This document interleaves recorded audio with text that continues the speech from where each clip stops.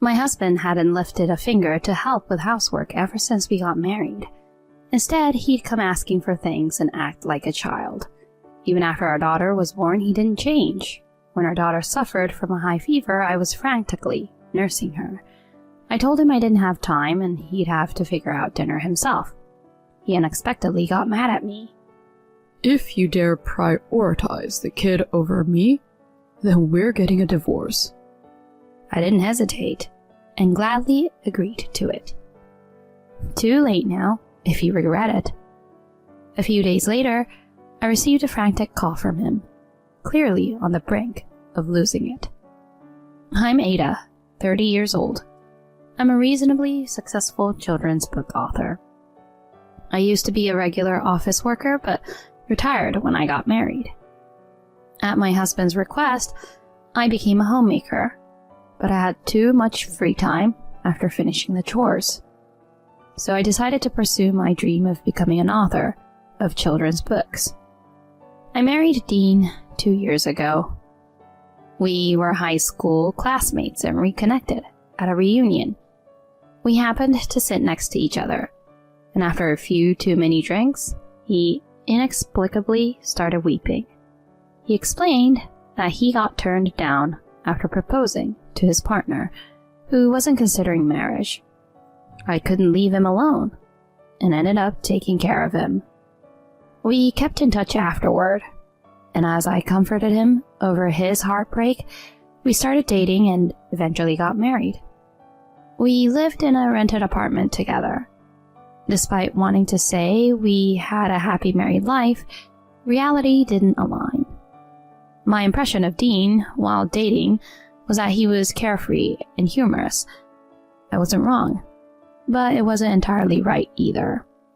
It was only after our marriage that I realized he was a selfish, spoiled brat. He somehow never fully became a mature adult. He was pampered, growing up as an only child with aging parents. Due to this background, he was excessively doted on. I began to realize this after we started living together. First off, he was very picky about food. Whenever I served fish for dinner, he always asked me to remove the bones and flake the meat for him. When he first asked, I thought he was joking. I never thought someone in their late 20s would seriously ask for such a thing. Since then, I always prepared the fish as he preferred. It was honestly a hassle, but if I didn't, he'd just leave the entire fish uneaten. Also, he was a fervent vegetable hater. He could manage potatoes and pumpkins, but he hated bell peppers, cucumbers, carrots, and onions, saying they smelled too grassy.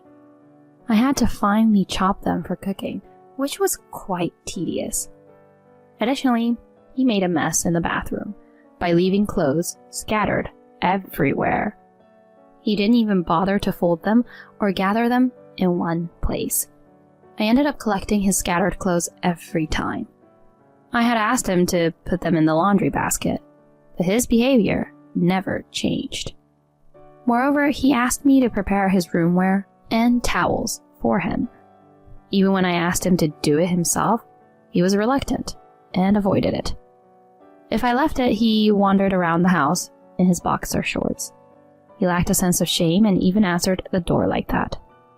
So, during his shower, I reluctantly prepared his clothes for him. An irresponsible man like that could never hold jobs for long. Whenever he felt a little unwell or tired, he called in sick. Even if I were the boss, I'd fire him. Plus, he wasn't able to handle criticism. A small reprimand from his boss, and he immediately quit the job. The salary decreased with every job change. Luckily, my work was going well. I was getting orders from publishers, and my royalty was increasing. So, I didn't have many complaints about our living expenses. However, because I was making money, he no longer felt any urgency to work. He was under the impression that it was all good if he slacked off at work. Whenever he had time, he just played games on the phone. He spent money on in-app purchases, even if he didn't have any allowance left. I don't mean to say playing games was bad, but he bothered me that he kept spending on unproductive leisure when he wasn't making much. Hey, I found a receipt in the trash can. Did you spend on your games again? You bought something just the other day. We agreed that you'd limit your monthly spending to $30, right? When I scolded him, he shrugged it off. Don't get so mad. I just really wanted that limited time item. I'll try not to spend next month. He'd casually apologize, but he never kept his word. He was a grown adult, so why couldn't he manage money sensibly? He seemed to remain a handful no matter his age. It was like I was his mother rather than his wife. Initially, I found his reliance cute and charming, but soon it became nothing but frustrating. I was stuck in a state of annoyance, but unable to take the step towards divorce, so I was troubled. Then, I found out about my pregnancy. Dean was thrilled with the news. I was genuinely happy about having a baby and had some hopes too. Maybe, if he became a father, he'd finally grow up a bit. But, to cut to the chase, my expectation was too optimistic. During my pregnancy, his selfishness didn't improve. Even while I suffered from morning sickness, he'd ask for food and laundry to be done. When I asked him to take care of things for me, he complained, saying it was the housewife's job. He didn't even help carry heavy bags when we went shopping. He was engrossed in his phone, playing games while I struggled with the shopping bags. And worst of all, when he saw my growing belly, he uttered hurtful words like, "Disgusting," and "I can't see you as a woman." He had no regard to whose baby I was carrying. Despite being a father-to-be, his indifferent attitude made me lose my affection for him rapidly. Eventually, I gave birth to a healthy baby girl named Irene. After childbirth, I went to stay with my parents for a while. I gave some money to Dean and asked him to manage on his own. My parents were excited to have me and the newborn and urged me to take it easy. I indulged in their advice. But just 2 days later, I got a message from Dean asking me to cook for him. Turns out, he had blown all the money I gave him on in-game purchases. I was truly astounded by that, so I told him to figure it out himself. To everyone's surprise, he started coming to my parents' house every day to eat. He chowed down without restraint and didn't even bother to clean up after the dishes, let alone show appreciation to my parents. My parents were giving him the side eye despite him being my husband. I was utterly embarrassed by him. Even after becoming a father, his spoiled attitude hadn't changed at all, and I was still taking care of everything. There were other things that bothered me too. He started acting suspiciously. For instance, he claimed to have work-related dinner or overtime more frequently. When he returned, he smelled like soap and didn't let go of his phone. He grinned while staring at it, which creeped me out. I suspected he was cheating, but I let him be. I was fed up with him, to the point that I didn't even care about getting jealous. Then one day, Irene caught a bad cold with a high fever. She woke up crying in the morning, and her face was all red. Since it was a weekend, Dean was at home. I hurriedly prepared to take her to the doctor and asked him to drive. His reply was outrageous.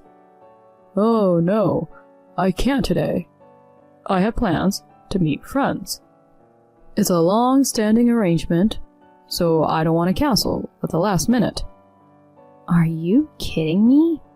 Irene has a high fever. As her dad, you should prioritize her. "You're overreacting, you know. She's already won, so she'll be fine in no time." Just lay her down in bed. I was speechless at his prioritizing his matters over a serious issue concerning our child. Irene's cries brought me back to reality. While we argued, her condition was worsening. I didn't have time to waste. I immediately called a car service and headed to the clinic. The doctor diagnosed her with a viral cold and assured me she'd recover soon with medications. After having an IV treatment, we returned home late afternoon. Then I managed to get her to sleep after giving her medicines. I was busy looking after her, so the house was a mess. I was too exhausted and planned to clean up the next day when I had more energy. Just as I took a break, Dean returned home. He glanced at the room, frowned, and started complaining. Hey, what's up with this mess? Can't you even clean even though you're a stay-at-home? And where's my dinner?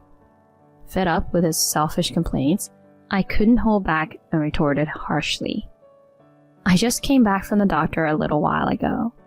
Can you see that I was busy? I'll clean up tomorrow.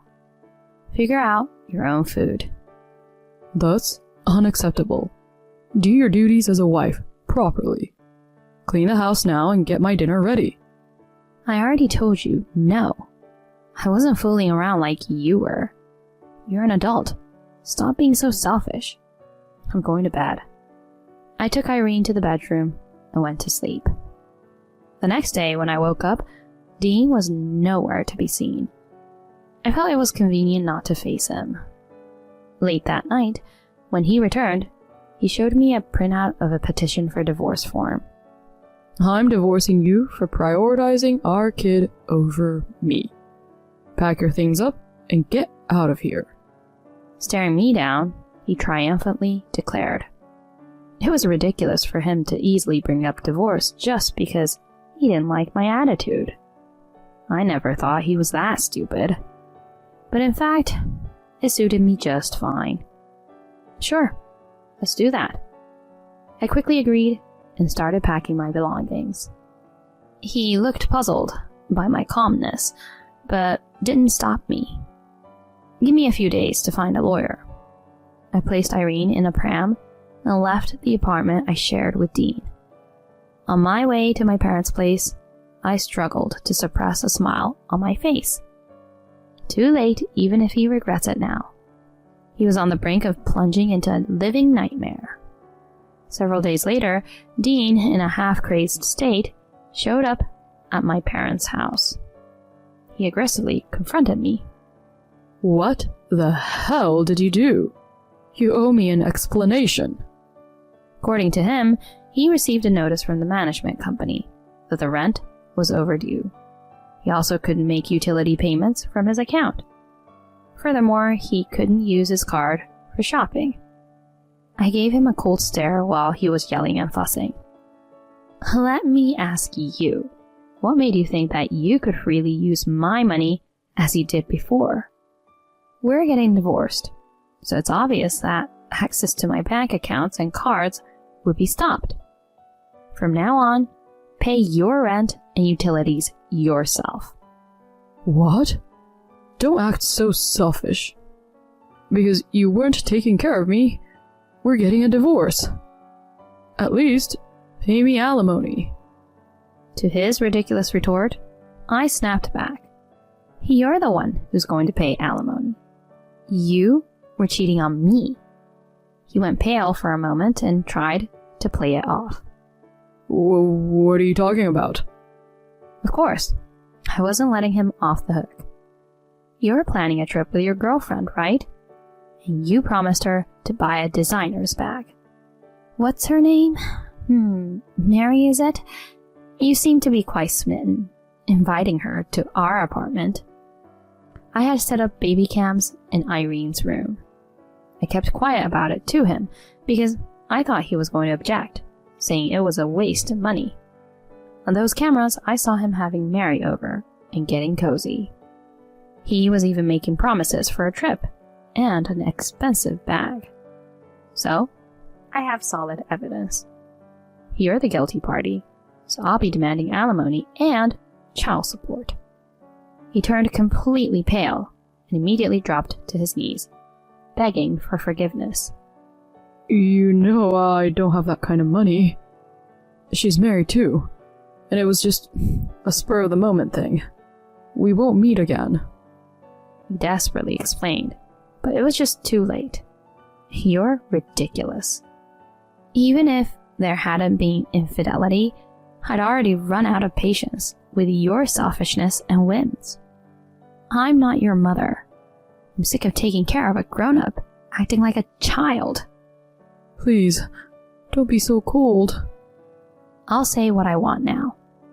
Aren't you ashamed to make your wife take care of everything at your age? I can't live with someone who prioritizes their own stuff over a child's high fever." Upon hearing that, he flushed red and exploded.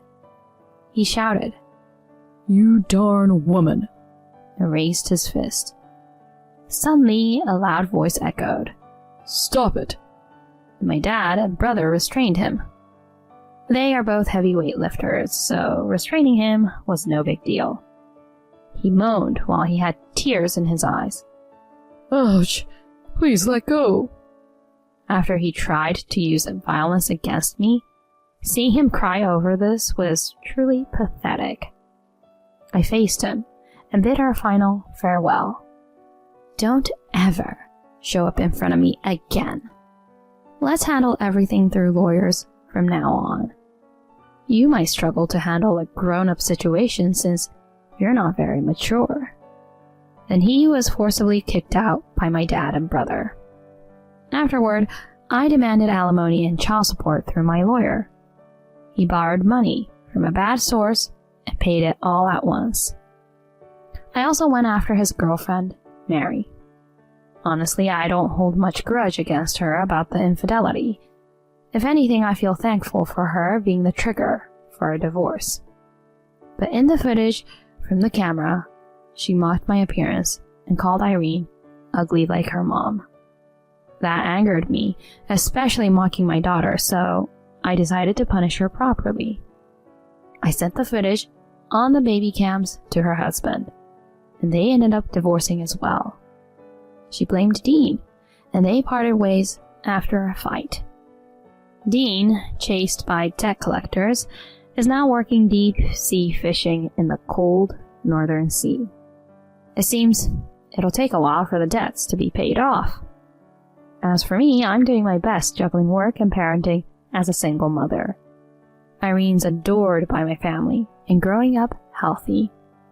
My children's books are doing well, and it's been decided they'll be serialized in the future.